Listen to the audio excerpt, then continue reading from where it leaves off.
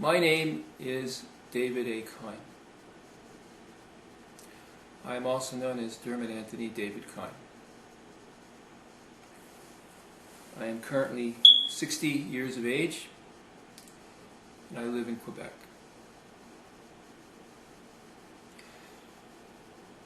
My remarks today are directed to the attention of a number of persons. Resident and domiciled in North America,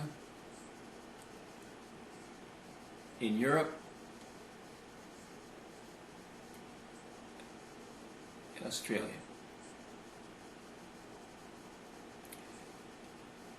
Primarily, however, my remarks are directed to the attention of one Robb J. Jane, otherwise known as Jane Robb,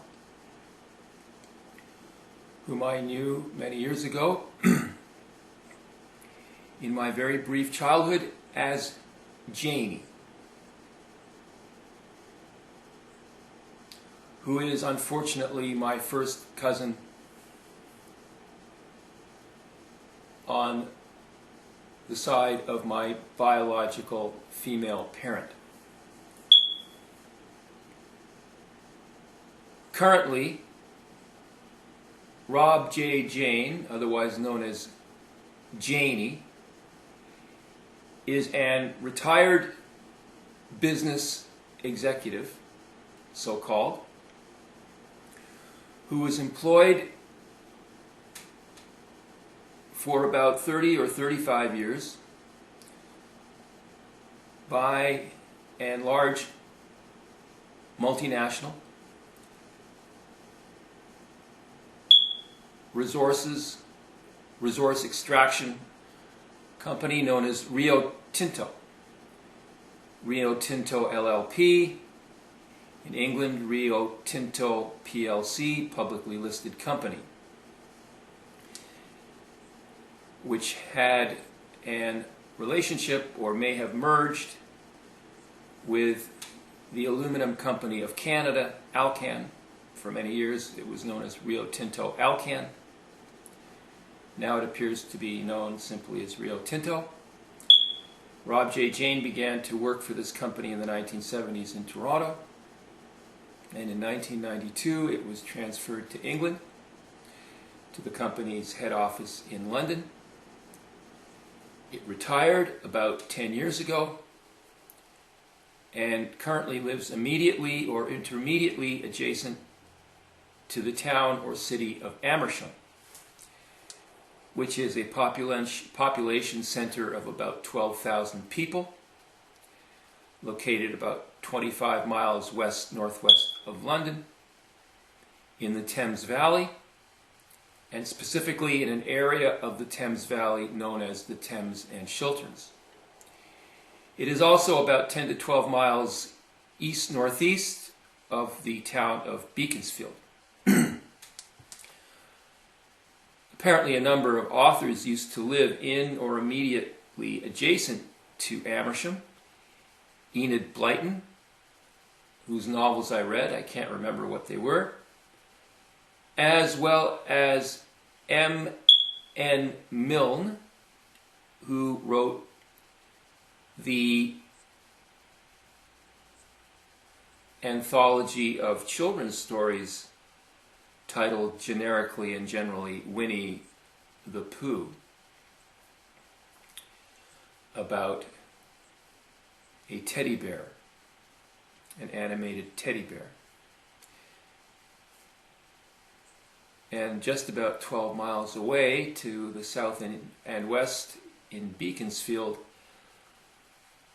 my favorite Catholic author, G.K. Chesterton, Gilbert Keith Chesterton, spent much of his life in Beaconsfield. He built a house in or near Beaconsfield known as Top Meadow Overroads, which was up for sale about 10 years ago. My remarks pertinent to Robb J. Jane concern events and circumstances which occurred in my childhood, both in Montreal and in the city of Peterborough, and during my adolescence, as well as during an interval during which I was a young adult.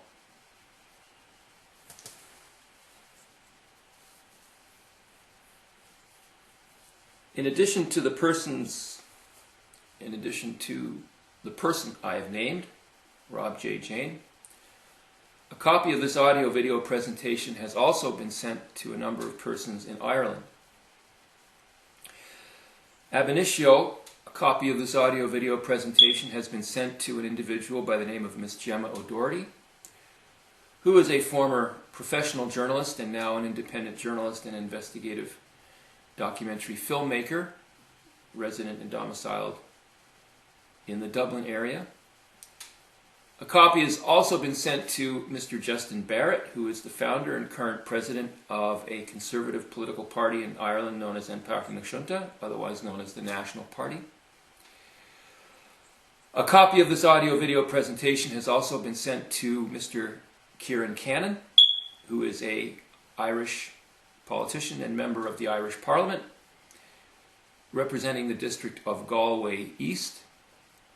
And he and I are related. He is my third or fourth cousin. He is related to me through my grandmother, Nora Ann Hannon, who is related to a family known as the Cannons, who lived on the east side of Galway in the mid to late 19th century until approximately the 1950s.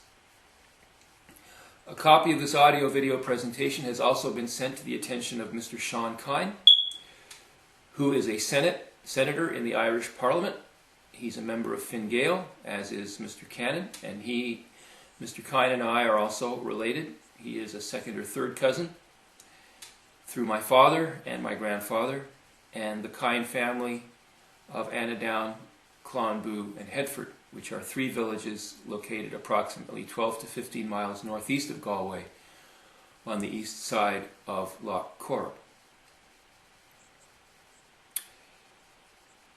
A copy of this audio-video presentation has also been sent to a number of people in North America, specifically my cousin Michael Kyne, an attorney, nearly 30 years from call, currently employed in the Legal Services Division of the City or the Corporation of the City of Hamilton, Ontario, as General Counsel, Deputy City Solicitor. A copy of this audio-video presentation has also been sent to my cousin Margaret Kyne, also known as Margaret Weeb, who is also a lawyer, barrister, and solicitor, a jurist, and is currently Chief Judge or Judge-in-Chief, Juge-en-Chef, of the Provincial Court Bench of Manitoba, and she has her residence and domicile in the city of Winnipeg.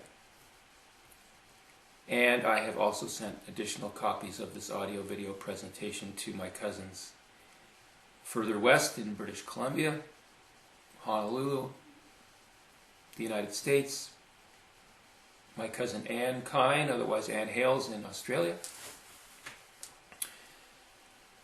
as well as to my estranged brother, Phelim Kyne, who is currently resident and domiciled, I believe, in the city of Arlington, Virginia, just outside of Washington, and is currently employed by the left-of-center political news service, news aggregation corporation known as Politico. My remarks concern a number of very serious crimes that were committed against myself and my father and other members of my family by the individual whom I have named in this audio-video presentation, Robb J. Jane, Janie Robb, as well as other members of its small-town, Catholic-hating, white trash Protestant family between 1968 and 1986, as well as post-1986. I was born in the city of Montreal. I was born in St. Mary's Hospital, which is a very good general services Catholic hospital located on the northwest side of downtown Montreal, just south or just north of the intersection of Queen Mary Boulevard and Côte des Neiges. And my father was an engineer from Ireland, the west of Ireland, Eugene Kyne, And my biological female parent, unfortunately, was a woman by the name of Jean Mary McNaught, whose educational profile, even at the present time, 13 years after its death, is nearly entirely unknown to me. It was a small-town English white trash Protestant from Hampshire, from the village of Oakley, located, 5 to 10 miles west of the town or city of Basingstoke. My father emigrated to Quebec in 1959. My mother had initially emigrated to Canada, so-called Dominion of Canada, in 1951, and had established residence in the Peterborough area, but it returned to England and Europe the following year, but returned to Quebec in 1957. Unfortunately, they met, and unfortunately, they married in 1961. My mother was a lifelong, deeply closeted lesbian homosexual pervert, as Robb J. Jane is aware, as its mother, who may or may not be alive, Jackie Robb, a Catholic-hating, small-town Protestant pig and a hooer, was well aware, as was my biological female parents' younger brother, David Philip McNaught, who is also, like its elder sister, a lifelong, deeply closeted homosexual pervert. And it engaged in multiple so-called homosexual relationships with people in England, France, Germany, Belgium, Holland, and possibly northern Italy and Switzerland as well. And when it emigrated to Canada in 1951, it engaged in these sorts of perverted behaviors with at least 2 women. A woman by the name of Flossie, who was at that time an employee of the Bank of Montreal in Peterborough, and another woman, a racially inferior half-breed Indian nigger by the name of Verna Rose, who was originally from Newfoundland, or whose father was originally from Newfoundland, and whose father was a railwayman employed, I believe, by the Canadian Pacific Railway, which has always employed a lot of Scottish Rite Freemasons, and this individual was not a Scottish Rite Freemason, but he was a so-called oddfellow. And when my mother returned to England in 1952, this woman came with my mother and remained in England because, having been born in Newfoundland, or having been born as a child of a parent who had been born in Newfoundland, its father, it had right of residence and domicile in England, consequent to the fact that Newfoundland did not enter the Canadian Federation until 1949. When my mother returned to North America in 1957, it engaged in what I believe to have been multiple acts of lesbian homosexual perversion with a broad spectrum of women in the Montreal area, and one individual in particular, a woman by the name of Dorothy Proctor, who was an English national like my mother, born in London or the London area. It taught for many years at Concordia University and at McGill, as well as at a CEGEP known as Marianopolis, from which it retired. It had emigrated to the Canadian Dominion in 1949 to accept a position or an engagement with what was at that time an Anglican girls' school. Miss Edgar and Miss Cramp's School for Girls, now known as ECS, still exists. I've visited the campus, taken photographs of it. And in 1956, this woman, who was a homosexual pervert like my mother, was arrested as a found-in a bar tavern bistro known as La Cave, which was located, I assume, somewhere in downtown Montreal, probably on St. Catherine Street West, possibly west of the intersection south of which is now the site of the Lionel Groulx metro station, or it may have been located somewhere along St. Antoine Street. It's long since disappeared. I have no idea where it was located. And I assume that it was charged with the offenses, the only offenses which existed which were pertinent to this sort of behavior at the time, which were gross indecency and lewd and lascivious behavior. And another 18 homosexual perverts were arrested along with it.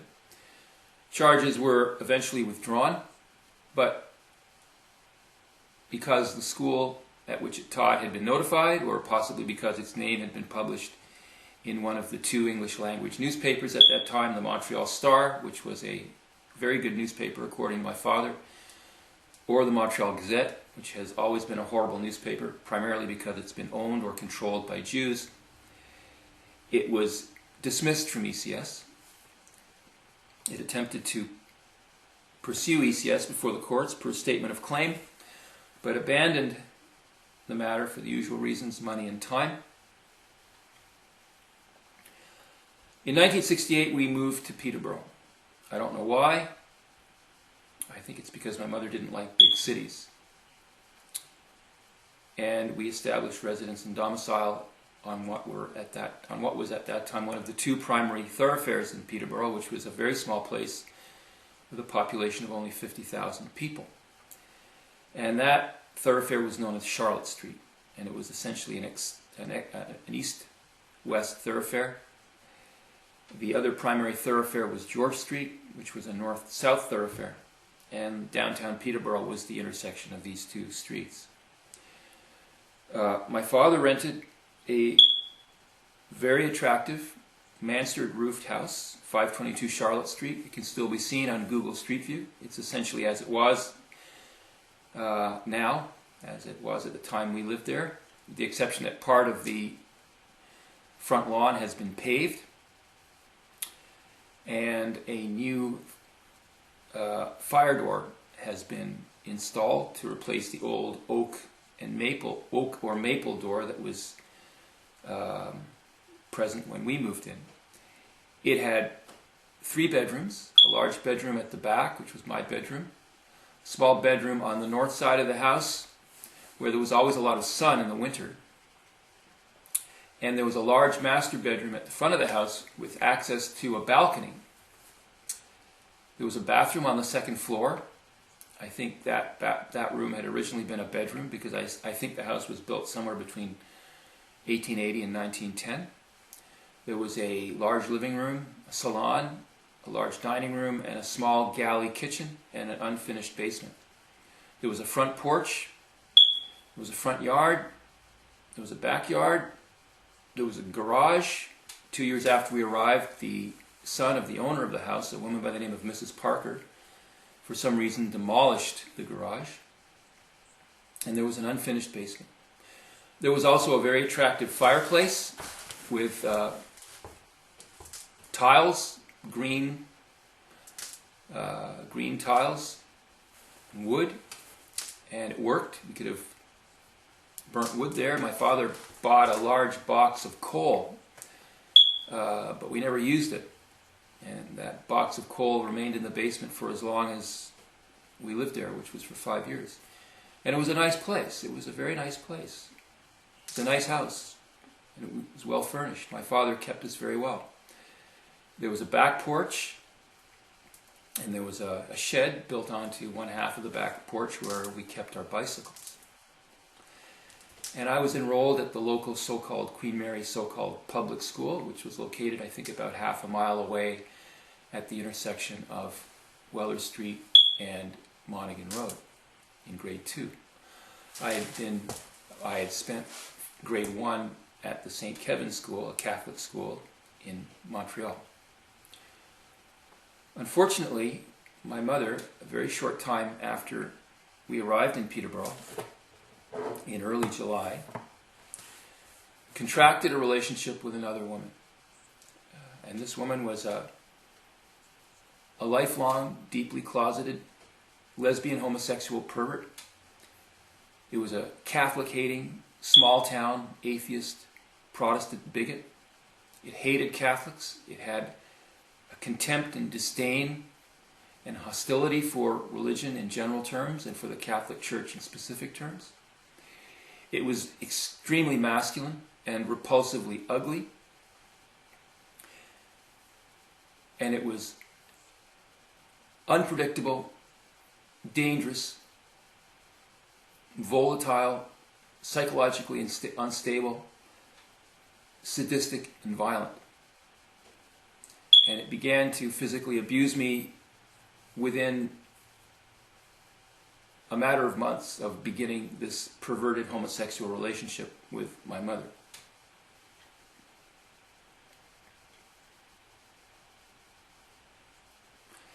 This woman had a son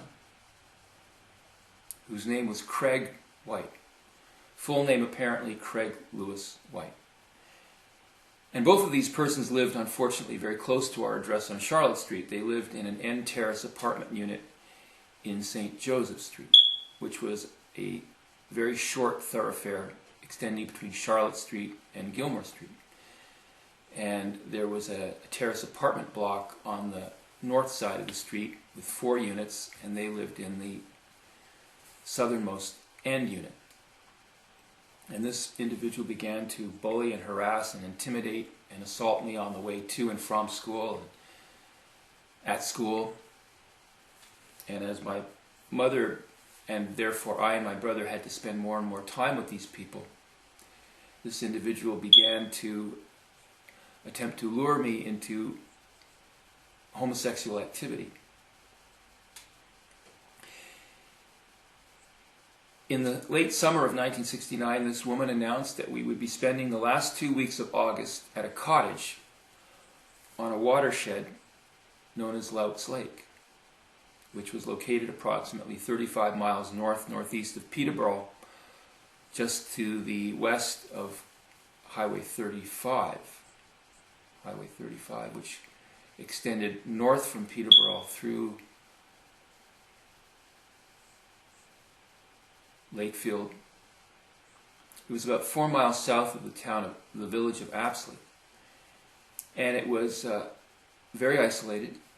It was inaccessible by road at that time. It remains inaccessible by road at the present time. The only way in and out was either by boat or by float plane. And in the wintertime, the only way in or out was on a snowmobile. And the point of departure was a small hamlet known as the Long Lake Marina, which still exists, which was at the east end of a long, narrow watershed known as Long Lake. And it was about 4 miles away. And on the last night of our stay at this place, which was a small 1-story wood frame cottage painted in white, this individual lured me to its bedside and sexually assaulted me. And it would sexually assault me there and at other places around the city and county of Peterborough until February of 1975. I've spoken and written about this extensively, but I'm going to discuss the matter of myself and Jane Robb and its so-called family. In fact, Craig Lewis White was not the first individual to sexually assault or sexually interfere or sexually molest me. That person was Jane Robb. And it occurred, as nearly as I can remember, in 1964, nearly 60 years ago. And there are elements of what occurred that I can't remember, but there are elements of what occurred that I can still remember very well.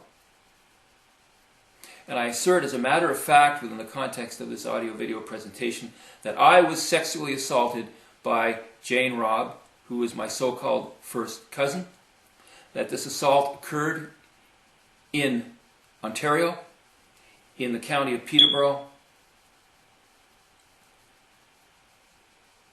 on a rural or vacation property located approximately 15 miles north of the city of Peterborough, approximately 7 miles north of the village of Lakefield, on a watershed known as Stony Lake, and in a structure or a residence or a building owned by the parents, and specifically the so-called father of Jane Robb, otherwise known as a summer cottage or the cottage.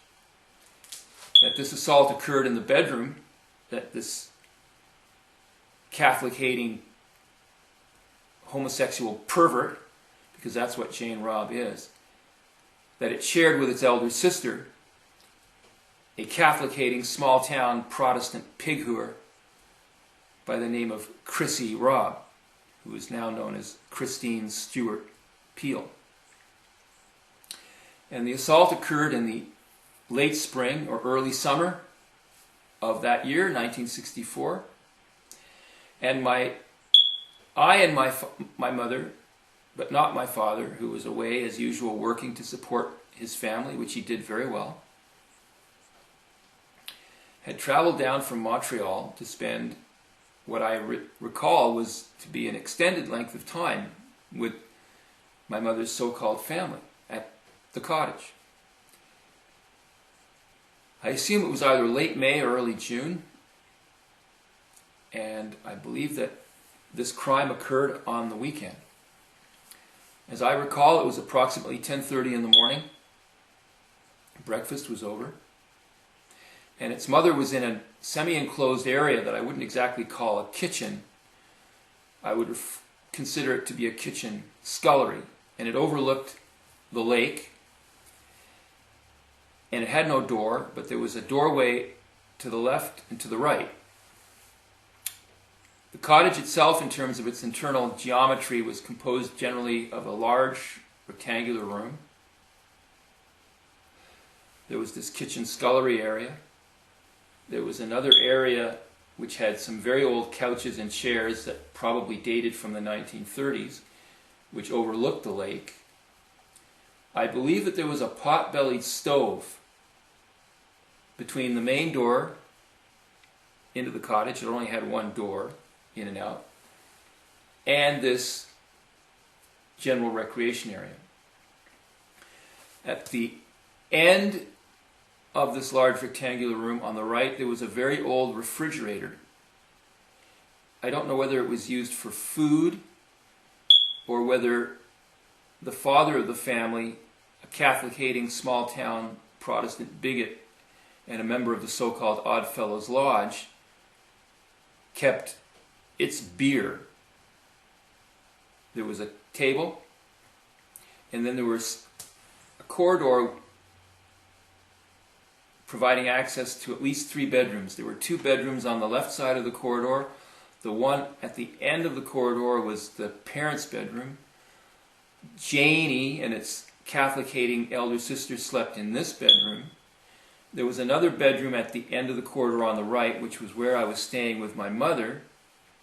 I don't know if there was another bedroom immediately to the right, opposite the bedroom in which Janie, Robb shared with its sister.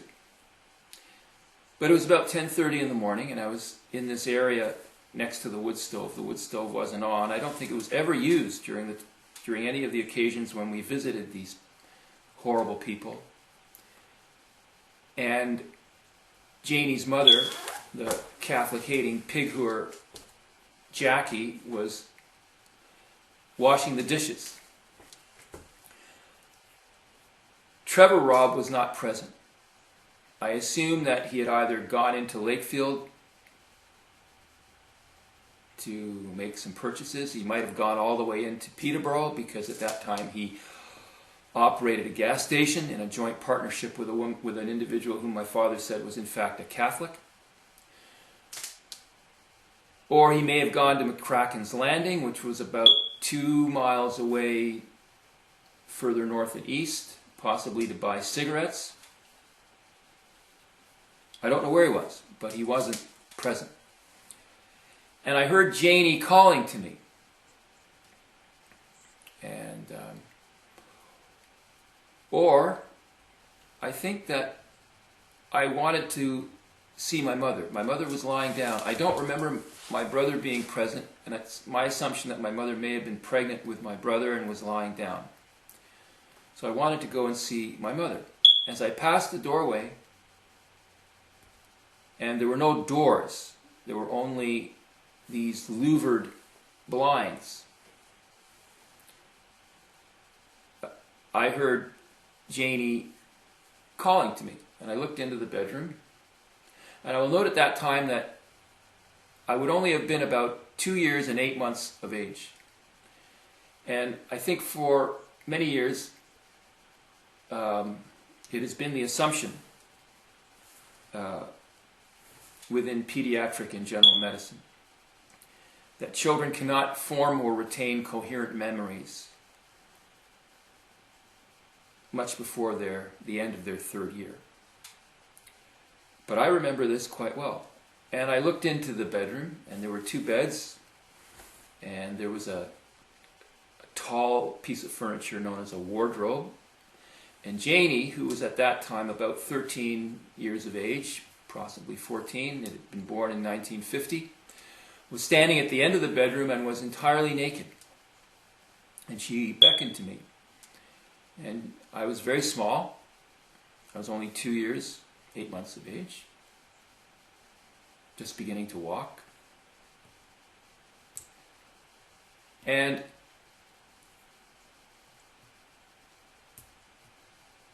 it told me to rub its vulva.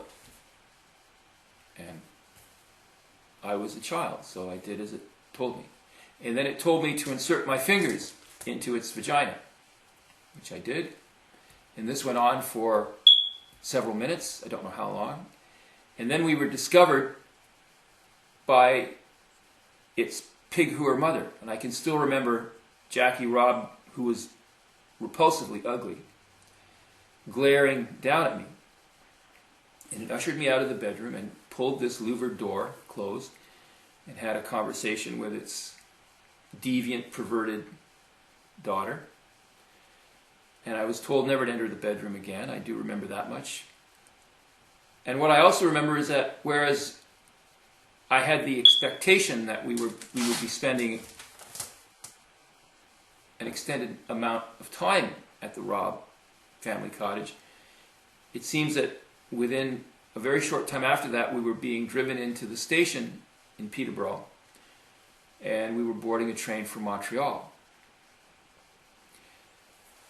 Janie Robb never attempted to commit a crime like this against me again, but it's something that I've never forgotten, even if I can't remember all of the specifics. I'm not certain of the specific month, the specific day, but I am certain of the specific event. And that was a crime.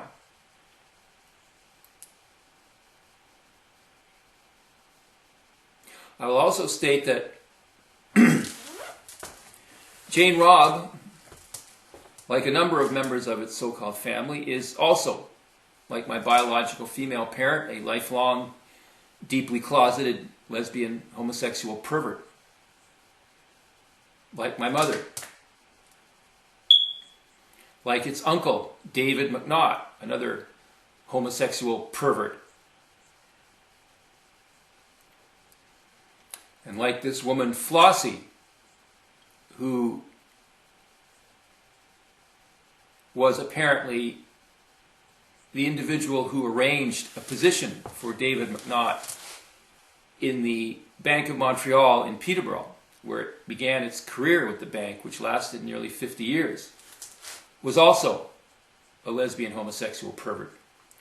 I thought about this woman quite often over the past several years. It died, I think, in 1970. It died either in the early winter or the late winter between November and February or March. And I believe it was a smoker, and I assume it died of cancer. And it was living in the first floor of a former single-family house on Park Street, south of the Parkway, almost right across the street from a former fruit and vegetable and flower market known as Chamberlain's Food Market. He always sold a lot of flowers in the summertime. And whereas this woman was described to me as a longtime friend of the so-called grandmother of these horrible people, the Robb family, I've often thought that in fact that it may have been relation to the Robb family, because it did, there was a certain physiognomic resemblance with reference to this person and my mother and its younger sister. They had oval faces and very long, straight Saxon noses, such as my own. And I've often thought that the whatever familial relationship that might have existed was probably founded upon illegitimacy, and that the illegitimacy was probably on the McNaught side of the family.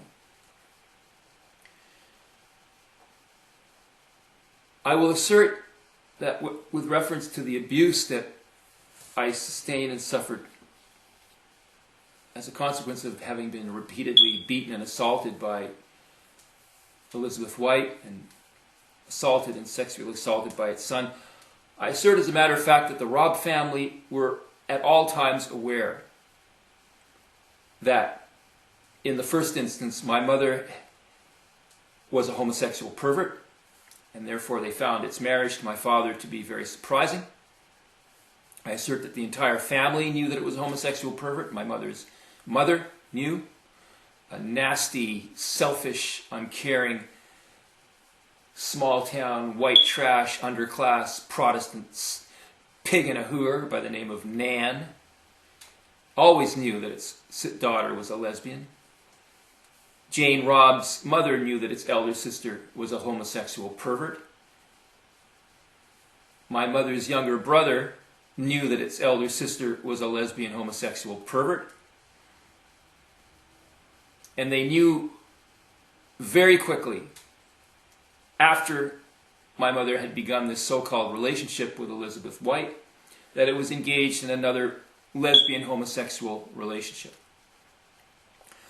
I will note that at that time, for several months, I don't know how many, I don't know specifically what length of time, my mother's mother traveled down from Montreal on a regular basis and stayed with us because we had a large house.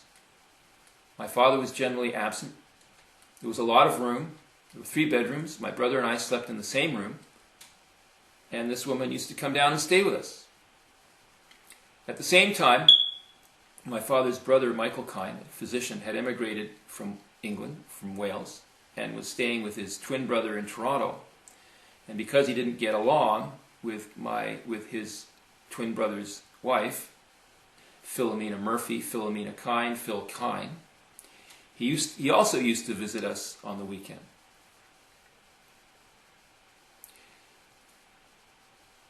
And it made sense for this woman to stay with us because we had a lot of room. We had a large 2-story house, whereas the so-called Robb family lived in a small, cramped, ugly 1.5-story wartime house on the east side of the city of Peterborough on a thoroughfare known as Curtis Road, number 634. And for the first 5 years of our tenure in the city of Peterborough, Curtis Road wasn't even paved. It was a gravel road. And 2 adults and 4 children lived somehow in a 1.5-story so-called wartime house, known as wartime houses because they had been built or funded by the federal regime just after the end of the so-called Second World War to provide returning servicemen with what was called starter housing. And there were a number of neighborhoods of these wartime houses in various parts of Peterborough. And I have seen these wartime houses in Quebec as well, in Sherbrooke, and just south of the former Sunnybrook commuter rail station, south of Dollard des Ormeaux, in Montreal, in northwest Montreal. But after a while it stopped staying with us, and I've always assumed that it's because it knew that its elder daughter was involved in this perverted relationship, and it didn't want any part of it, and it didn't want to be involved, and it never told my father. And it began to stay with its younger daughter in Ashburnham, East City, on the east side of the Autonomy, and never stayed with us again. And I will assert that Jane Robb and the rest of its so-called family were always aware that I was being physically abused by these 2 persons, my mother and its homosexual partner. They knew who Elizabeth White was. They knew where it lived. They knew where it worked. It worked in an establishment known as the Kawartha Pharmacy, where it was employed as an ad hoc, self-taught shipper-receiver stock market in a small, ugly room paneled with unfinished plywood at the back of the store. I think they may have known more of its personal history at that time and now than I know.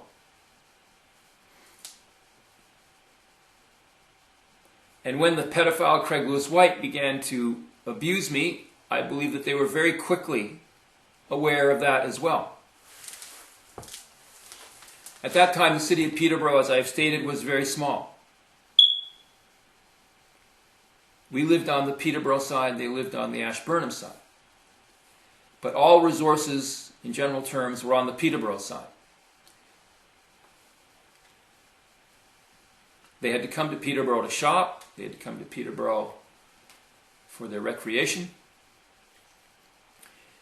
The youngest daughter, Jocelyn, who is a moron and an imbecile, who barely was able to complete a grade 12 high school education, barely able to earn a so-called grade 12 high school diploma from either Adam Scott or Thomas A. Stewart so-called high school, was very involved in athletics, specifically swimming and gymnastics. It's a year older than I. And a number of its friends and acquaintances, as well as people with whom it competed with and competed against as a gymnast and as a swimmer, lived on the Peterborough side of the river. And they attended the Queen Mary Public School. And they knew of the pedophile Craig Lewis White, and they knew of its reputation as an individual of infamous and notorious reputation. And they conveyed this information to Jocelyn Robb, who then conveyed it to the rest of her so-called family. I stated that Jocelyn Robb was involved in athletics, and specifically gymnastics. So one individual with whom it was probably acquainted was an individual by the name of Shannon Allen, who lived in the same neighborhood as myself, and therefore the pedophile Craig Lewis White. And it also attended the Queen Mary Public School. And it was involved in gymnastics. And I must assume that Jocelyn Robb knew this person. I don't know if they were acquainted or whether they were friends, but it certainly knew Shannon Allen, who was one of 3 daughters. The eldest was Kim, the youngest was Michelle, who was a contemporary of my brother. And they would have conveyed this information to my cousin, whom I haven't seen in over 40 years, who I haven't spoken to since 1975. And it would have conveyed this information to its sisters, its brother, and its parents. I will note that the pedophile Craig Lewis White was held in contempt by both the so-called pupils as well as the so-called staff at the Queen Mary so-called public school, and was treated with contempt and disdain and a considerable degree of verbal and physical hostility. Other individuals whom it may have known may have been a family by the name of Hooper, whose father apparently was a Scottish Rite Freemason. And they lived in a very attractive and elegant yellow brick house close to the top of Gilmore Street at the intersection of Gilmore and Monaghan Road. And there were at least 3, possibly 4 brothers in the family, as well as a single daughter, who was the youngest member of the family, who was in fact the same age as Jocelyn. Her name, I recall, was Charlotte Hooper. She was a small, quiet girl with brown shoulder-length hair. I don't know what she did. I only remember seeing her once, but she may have been involved in athletics, gymnastics, swimming. And I recall in the summer of 1971, I was walking home, and the pedophile had compelled me to walk home with him. And we'd walk down Monaghan Road to Gilmore, and we'd turn left down Gilmore Street, and we were walking on the right side of Gilmore Street. And the Hooper children were playing basketball in their driveway. And when they saw the pedophile Craig Lewis White, they stopped playing basketball and they ran across the street and they began to verbally and physically taunt and harass this individual. And at least one occasion during this incident, I thought they were going to physically assault him. And they weren't doing this because they enjoyed it. They weren't bullies. I don't recall ever having had any problems with the Hooper children. They didn't tease me or taunt me or harass me. They generally tended to ignore me. I think they were generally older. They were all older than I. But they really hated the pedophile Craig Lewis White.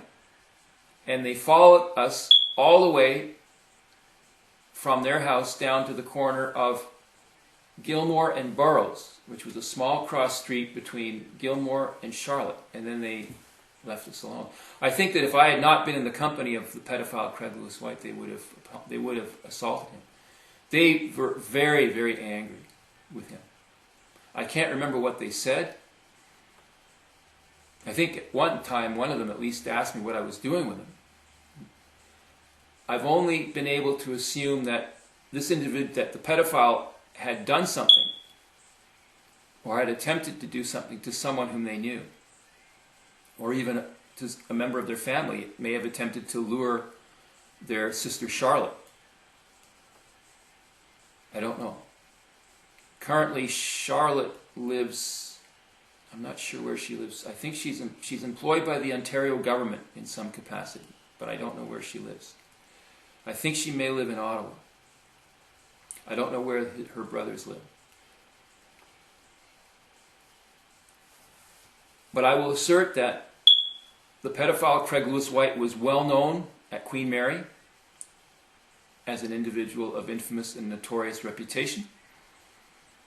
That Jocelyn Robb had a number of friends and acquaintances who also attended Queen Mary and knew of this individual and knew of its reputation, and they conveyed this information to Jocelyn Robb, who conveyed it to the rest of their family.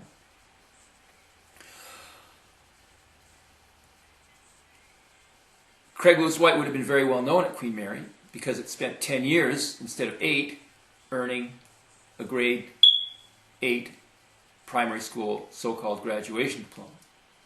It then proceeded to the so-called PCVS High School, and a number of children that Jocelyn Robb knew, who were its friends, were also students at PCVS. And so its reputation would have preceded it to PCVS because individuals with whom it had begun its so-called education at Queen Mary had graduated on time and proceeded to PCVS and would have discussed its behavior and its reputation with children who had attended the Highland Heights so-called public school, as well as other public primary schools around the city of Peterborough, the students and pupils of which were then moved on to PCVS at graduation. In fact, I recall, because I attended PCVS unfortunately for 1 year before my father put me in a real school, Catholic school. I was in the basement of PCVS one afternoon. It was Friday in late September, early October. And I met Jocelyn Robb. And it was there to meet its so-called boyfriend at the time, who was an individual by the name of Michael or Mike West. And as I recall, Mike West was tall, at least appeared to be tall to me. He was at least 5'10". And he had a very athletic build, broad shoulders, narrow waist. He tended to wear work boots, jeans, and plaid shirts. And he played football, rugby, and he probably played hockey. I don't know whether PCVS had a hockey team, but he certainly played hockey. And it would have known the pedophile Craig Lewis White. I don't know what school it attended. I don't recall seeing it at Queen Mary. It may have attended Highland Heights. It may have attended Edmondson Heights. It may have attended Prince of Wales. But it was in grade 12 or 13 in the fall of 1975. It would have known of the pedophile Craig Lewis White. It would have heard the stories concerning its reputation as a pedophile, and it would have conveyed this to Jocelyn Robb, who would then have conveyed it to the rest of its so-called family. I've always believed that the so-called Robb family knew that I was being sexually abused, because the pedophile Craig Lewis White used to boast about sexually abusing me.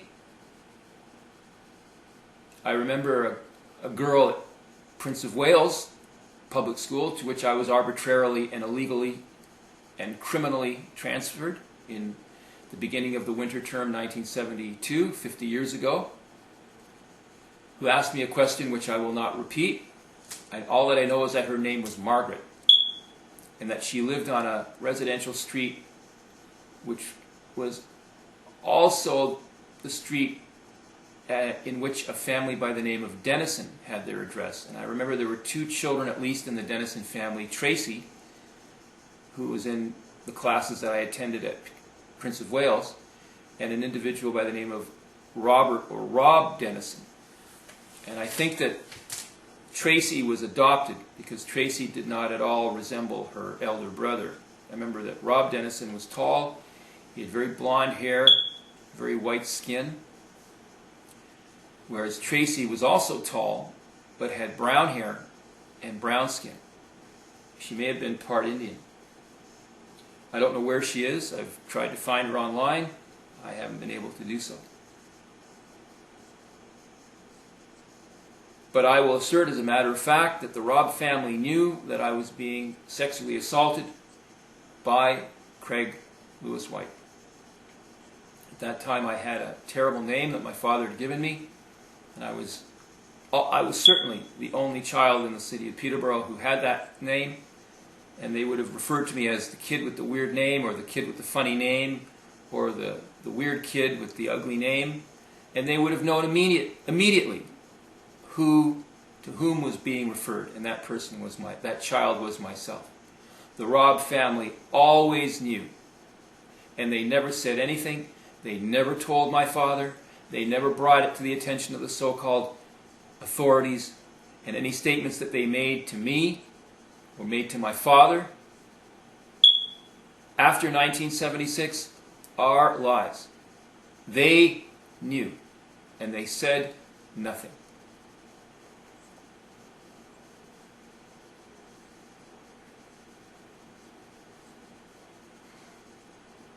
They were also aware of an incident in 1973 in which I was violently and sadistically physically assaulted by so-called teachers at the Prince of Wales School, all of whom I believe were Scottish Rite Freemasons, Catholic-hating, small-town Protestant bigots like the so-called Robb family.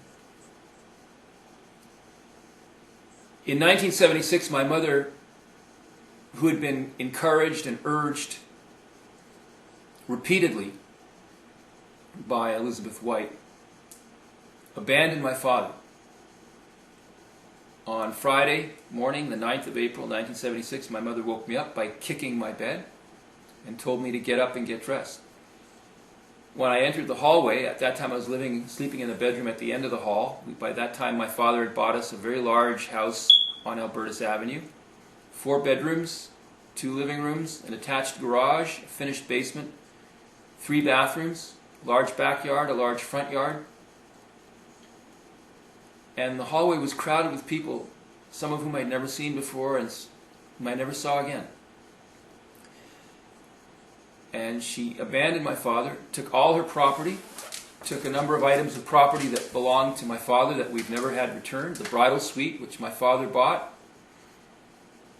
a very expensive and beautiful item of jewelry that my father had bought from my mother in South America, handmade of 22 karat gold. And she took the children, I and my brother. And she had no right to take the children. She had no child custody order. She had no order of the court. This was a matter of parental child abduction, which remains actionable per the legislation pertinent to Ontario, as well as so-called federal Canadian criminal law. There is no statute of limitations. There is no extinctive prescription. These crimes are not statute barred. For as long as there is a living witness, a living perpetrator, a living victim, charges can be brought, and a statement of claim at civil tort, equitable remedy, can be filed and prosecuted. The Robb family knew that my mother had no right to take my father's children. They knew that he had committed a crime. And they never told my father. My father came home to an empty house. The furniture was gone, the children was gone. And the house telephone, in the days before cellular telephones, house telephone, which was mounted on a bracket next to a doorway which extended from the kitchen to the dining room, had been smashed and torn off the wall. I didn't see that. My father told me about it when I returned to him 3 weeks later. But I will always believe that this was done by the pedophile Craig Lewis White at the direction of its racially inferior, Catholic-hating, half-breed Indian nigger, child-abusing mother who hated my father. Its hatred of my father was racial because my father was Irish, and it was religious and sectarian because my father was Catholic.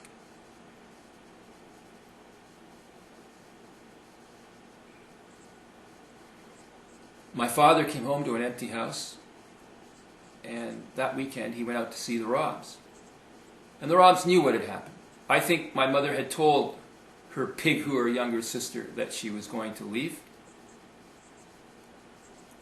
and probably told her not to tell my father anything. And my father was treated very badly by these pieces of trash. He told me that Chrissy and her white trash truck driver husband, Richard Stewart Peel, ignored my father and went to sit by themselves on the dock. They treated my father very cruelly because they're Catholic-hating, small-town, Protestant white trash. They knew where my mother was. Within 2 weeks of my mother having moved to its new address, they were visiting my mother. And they knew that my mother had begun to look for a house to move to after she abandoned my father as long ago as February of that year. Because I remember I attended that house that my mother eventually moved to in the south end of Peterborough. And they knew that my mother had no right to take the children. They knew that my mother had committed a crime, and they said nothing, and they did nothing.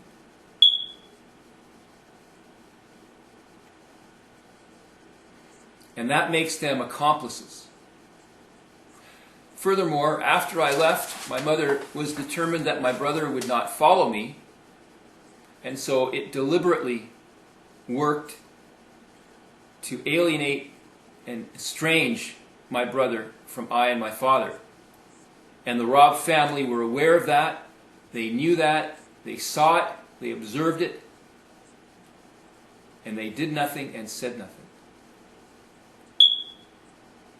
In 1978, my brother was quite seriously injured. He was joyriding on a train. At that time in the city of Peterborough, both CN Railways and Canadian Pacific had rights of way through the city of Peterborough. And CN had a right of way through the south end of the city. I think that was CN. And CP had a right of way further north. In fact, the right of way was right down the middle of a street known as Bethune Street. And there was a very nice station on Bethune Street approximate to the corner of Charlotte Street. And the city of Peterborough or CN Rail demolished that station to build a series of high-rise apartments.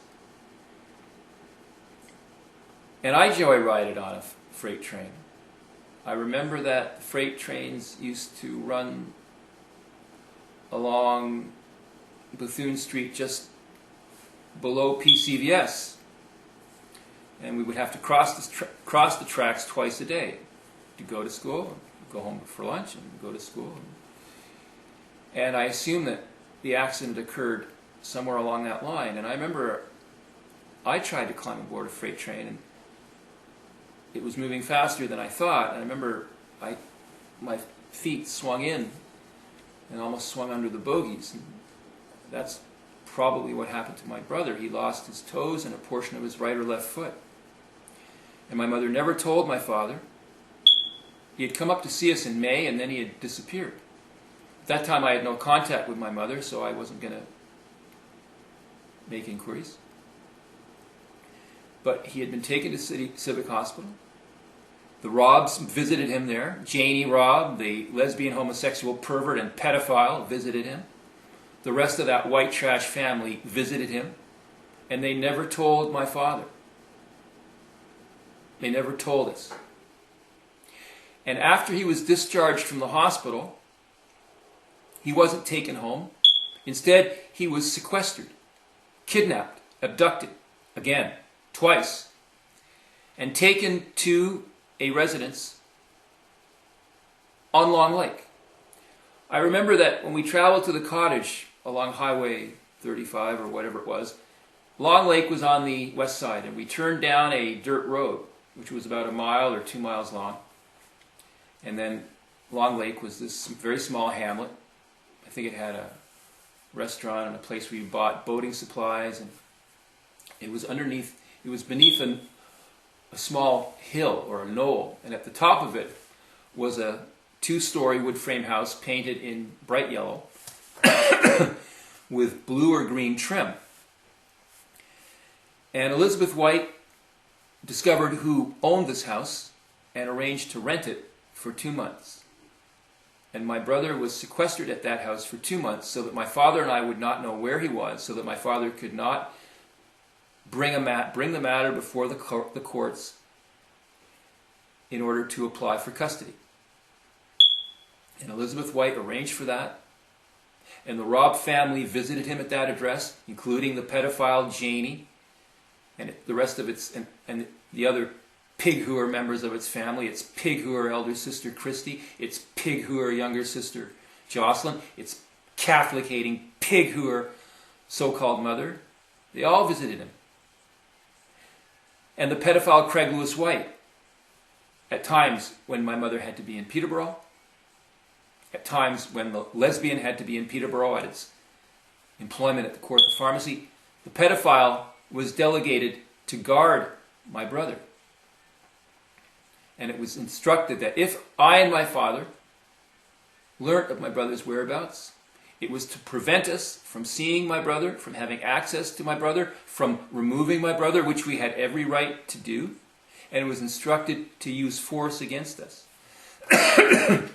And the so-called Robb family, and the person about whom I have referred in this audio-video presentation, Jane Robb, were aware of that as well.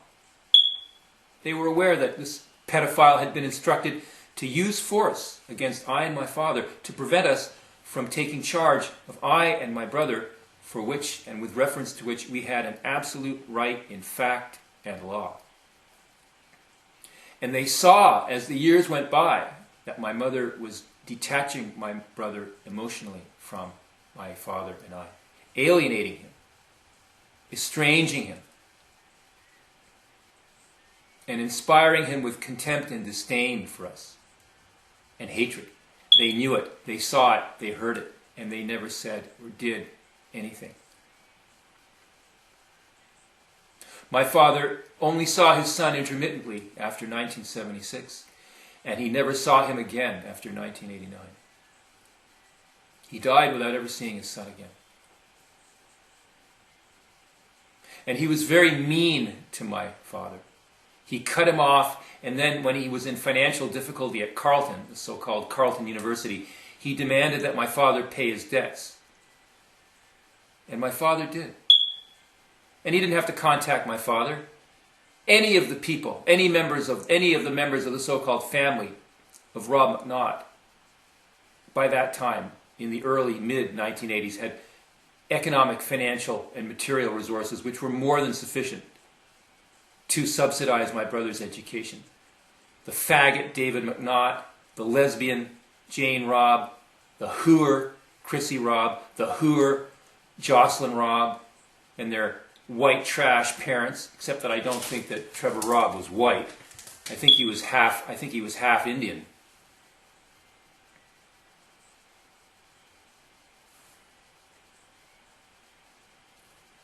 I never forget, Janie, and I never ever forgive. I sent a long memo to your fellow alumnus, Gordon Kopp, up in Norfolk last October. And I sent a copy of that memorandum to your friend Marcus Bicknell, the horseback rider, in December. I don't forget, I don't forget, Janie. And I never ever forgive either.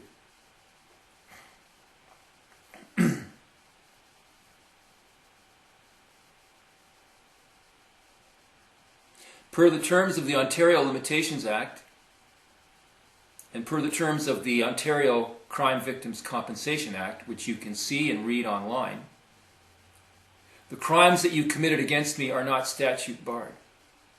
The crimes which your so-called family committed against me are not statute barred. The crimes which the pedophile Craig Lewis White committed against me, and other children as well, are not statute barred. And if it's the last thing I do in this planet, Janie, I will compel you and your white trash family before the courts. I also want to talk about the events of 1985, 1986, 1984, 1985, 1986. 1983. My father and I had decided to leave Peterborough. I had been at Trent University for 2 years and I'd failed.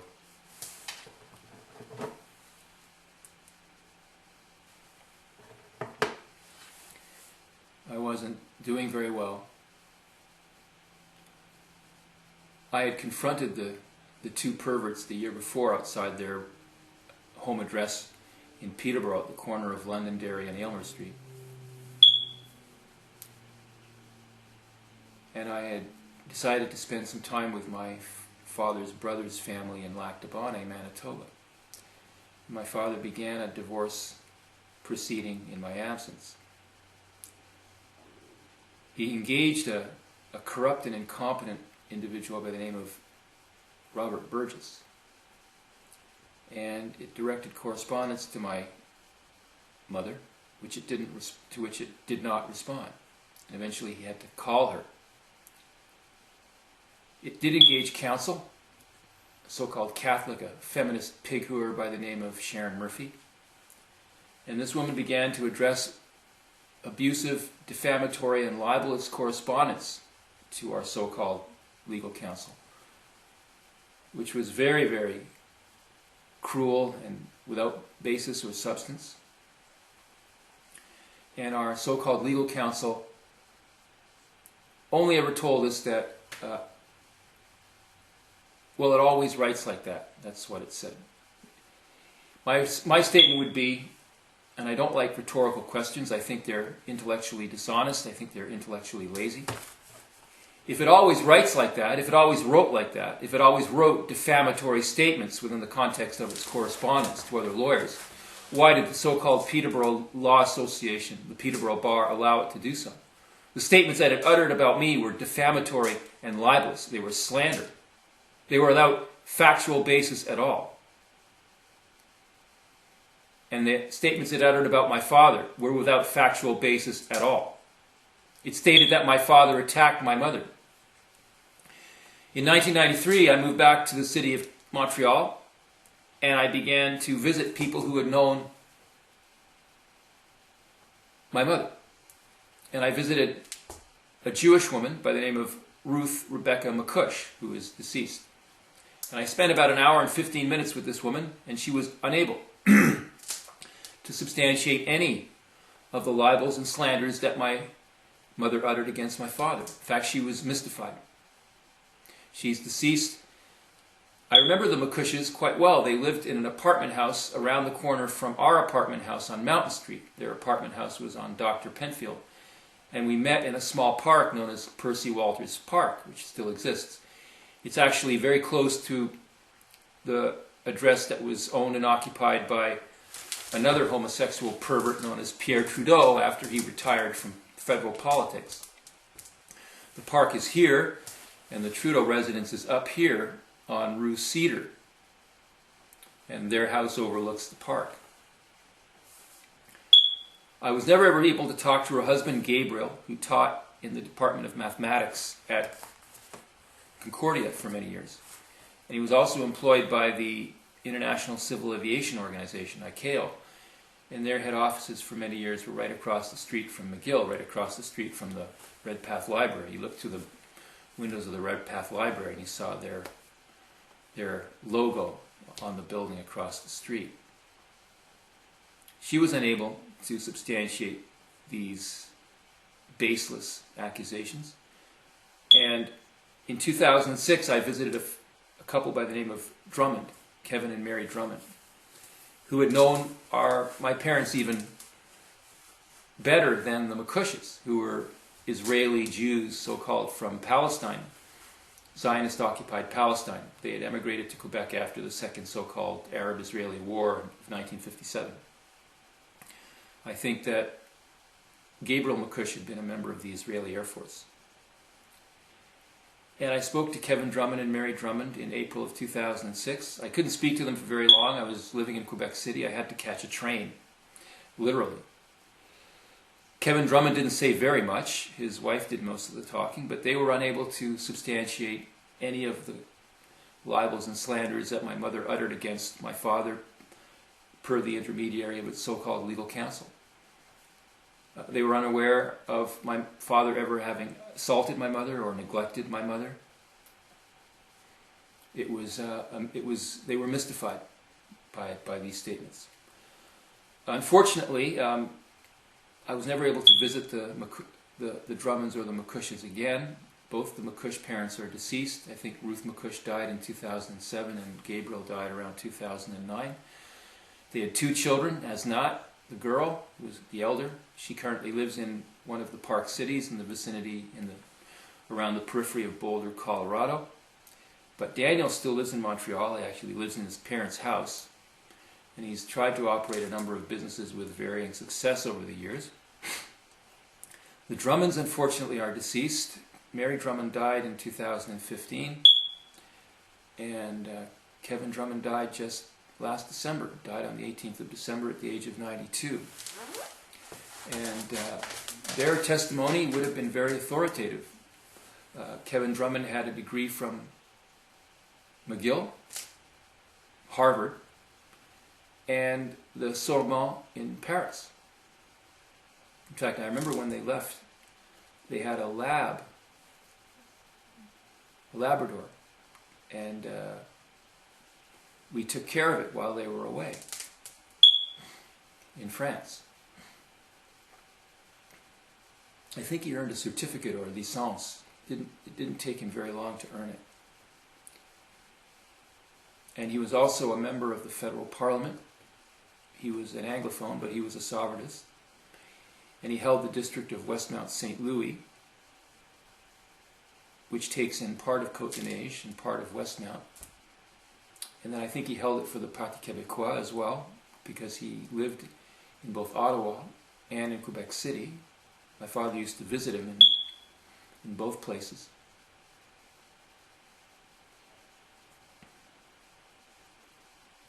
I've never met anyone who could substantiate any of the libels and slanders that my mother uttered against my father. My father was a good provider. He was a good husband. He was a very good father. My mother was a horrible person. She was awful. She was cruel and sadistic and deceitful and devious and dishonest, lying and manipulative and parasitic. But this compelled me finally to file a criminal information against these persons. My mother, Elizabeth White, pedophile Craig Lewis White, as well as the Catholic-hating white trash at the so-called Prince of Wales public school. An individual by the name of Eric Sloan, Scottish Rite Freemason, Don Fredericks, Scottish Rite Freemason, Ivan Woolley, Scottish Rite Freemason. I don't know where they are. I think Don Fredericks is dead. I last saw him in 1995. Ivan Woolley left the city of Peterborough and moved to either Bowmanville or Newcastle, Ontario, south and west of the city of Peterborough. As well as another individual named Murray Junkin, who I believe was originally from Lindsay. I think he returned to that jurisdiction when he retired as a so-called teacher. For a number of years he volunteered at the so-called Lang Century Village as a so-called interpreter. And he's also a Scottish Rite Freemason and a small-town Catholic-hating Protestant bigot. And I attempted to file a criminal information, and the so-called Crown Attorney at that time, who is a 33rd degree Scottish Rite Freemason and a Catholic-hating small-town Protestant bigot, refused to have charges brought. And I had to travel to Toronto, and I went to Queen's Park, and I explained my situation, and they said, you have to attend, you have to go to the Ministry of the Attorney General. And I asked them where that was, and they said that it was an address on Queen Street East, just east of Yonge. At that time, the so-called Attorney General was Roy McMurtry, also a 33rd degree Scottish Rite Freemason, Catholic-hating bigot. And I had to attend in person to file a complaint. At that time, I'm unaware of whether this still exists at the present time. At that time, there was an administrative subunit within the so-called Ontario Ministry of the Attorney General, known as the Crown Attorney's Bureau. And this functioned concurrently with the Law Society of Upper Canada, now known just as the Law Society of Ontario, because there's only supposed to be one Canada. And I spoke to a Christ-killing member of the race of verminous Jewish filth, who was also a faggot, homosexual Jew boy by the name of Michael Leshner. And I explained my circumstances. And this individual contacted the Catholic-hating Scottish Rite Freemason in Peterborough, and an investigation was finally initiated. I think I'm going to stop here, and I will discuss the events from 1984 forward tomorrow. I think I've said enough. It's getting dark here, and I want to make my evening meal, and I have some writing to do. So I won't make any further statements, but I will make some further statements tomorrow. But I won't make any further statements today.